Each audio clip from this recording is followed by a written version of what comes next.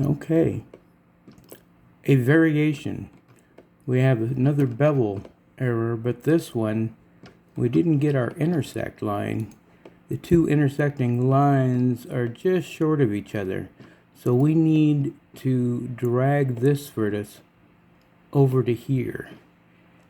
And the way to do that is to set edge detection,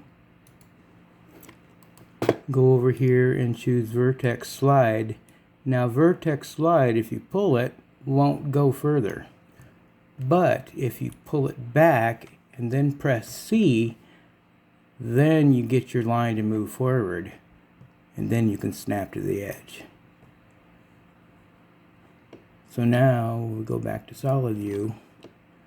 We've got our nice line, and we just switch back to vertex detection for our snapping and pull that to that point, and we have a nice clean corner again.